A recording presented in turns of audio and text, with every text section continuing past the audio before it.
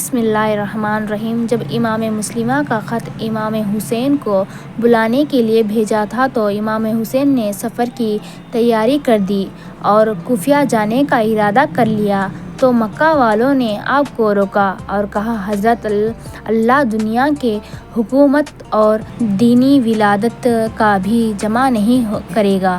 کوفہ کے لوگ غدار ہیں اور اگر آپ وہاں جانے میں دینی خدمت سمجھتے ہیں تو جائیے، مگر بال بچوں کو ساتھ نہ لے جائیے، نہ معلوم وہاں کیا واقعہ پیش آئے گا۔ آپ نے فرمایا، یہ مجھ سے نہیں ہو سکتا، بال بچے تو میرے سہارے ہی ہیں اور مسلمہ مجھ کو بلا رہا ہے۔ کسی کی نسبت کام نہیں آئی اور تقدیری غالب رہی اور 3 ذی الحجہ 60 ہجری منگل کے دن آپ کوفہ کی طرف روانہ ہو گئے اور اسی دن حضرت مسلمہ شہید ہو گئے تھے۔ آپ کے ساتھ کل 80 آدمی تھے، جن میں سے 70 سوار اور باقی بدلے تھے۔ جب آپ کا یہ قافلہ چلا تو خود بخود مکہ شریف میں ویرانی چھا گئی اور سب لوگ چھوٹے بڑے رو رو کر آپ سے ملتے تھے۔ کسی کو کیا خبر تھی کہ شہزادے کونین حضرت فاطمہ کا نور العین حضرت امام حسین ہم سے ہمیشہ کے لیے جدا ہو رہے ہیں اور یہ آپ کی آخری زیارت ہے۔ آپ بار بار کعبہ شریف کو مڑ مڑ کر دیکھتے تھے اور روتے تھے۔ آپ کوفہ کی طرف چلے جا رہے تھے کہ راستے میں فیروز شاعر ملا۔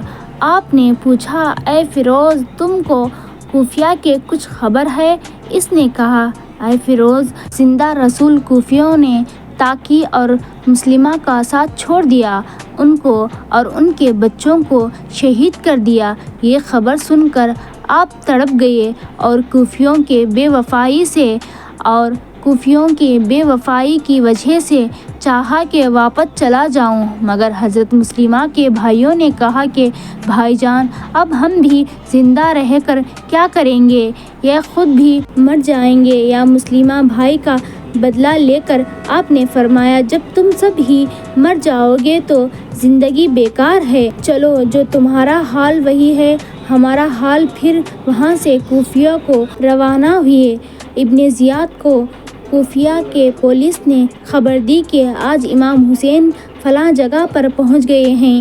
یہ خبر سن کر ابن زیاد نے ہر بندے یزید کو 1000 فوجیوں کے ساتھ بھیجا اور حکم دیا کہ حسین کو پکڑ کے لے آؤ۔ آپ مقام خراق پر پہنچے جو کوفہ سے 25 میل تھا اور فوج لے کر پہنچ گئے اور انہوں نے آپ کی بہت تعظیم کی اور کہا کہ حضرت ابن زیاد نے آپ کو حکم دیا ہے کہ آپ کو گرفتار کر لوں، مگر آپ ہی کی بے ادبی سے ڈرتا ہوں۔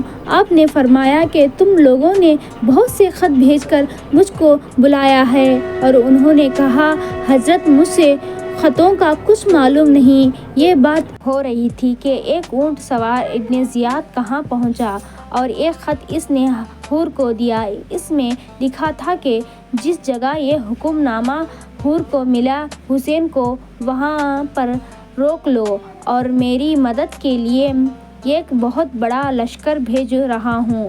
حور نے وہ خط آپ کو دیکھا اور کہا، حضرت بہتر یہ ہے کہ آج رات کو آپ یہاں سے چلے جاؤ، میری طرف سے کوئی روک ٹوک نہیں ہوگی اور مجھ پر جو گزرے گی میں دیکھ لوں گا۔ جب آپ نے یہ عجیب عجیب باتیں دیکھی تو لوگوں سے پوچھو کہ اس زمین کا نام کیا ہے؟ کہا گیا ہے، اس زمین کو کربلا کہتے ہیں۔ آپ نے فرمایا، یہ تو میری شہادت کی جگہ ہے، میرے اللہ کے حکم پر راضی ہوں۔ 61 ہجری محرم کے دوسری تاریخ کو آپ نے دریائے فرات پر قیام کیا۔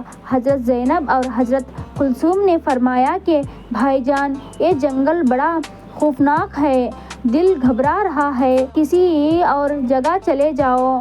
آپ نے فرمایا، بہنوئی صبر کرو، کربلا اس جنگل کا نام ہے اور اس جگہ پر میری شہادت ہونی ہے اور ہم سب کا امتحان ہونا ہے۔ روایت میں آتا ہے کہ کربلا کے جنگل کے تمام درندے جانوروں نے قسم کھائی لی ہے کہ ہم سے اہل بیت کوئی تکلیف نہ بھیجے اور کربلا کے میدان میں ابن زیاد نے امام حسین کو یہ خط بھیجا کہ آپ یزید کو خلیفہ مان لو اور اس کی بیعت کر لو ورنہ لڑائی کے لیے تیار ہو جاؤ۔ آپ نے خط پڑھ کر زمین پر پھینک دیا اور فرمایا، میرے پاس اس کا کوئی جواب نہیں، میں باطل کے سامنے نہیں جھک سکتا، میں باطل کو تسلیم نہیں کر سکتا، اپنا سر تو کٹوا دوں گا مگر باطل کے سامنے کبھی اپنا سر نہیں جھکاؤں گا۔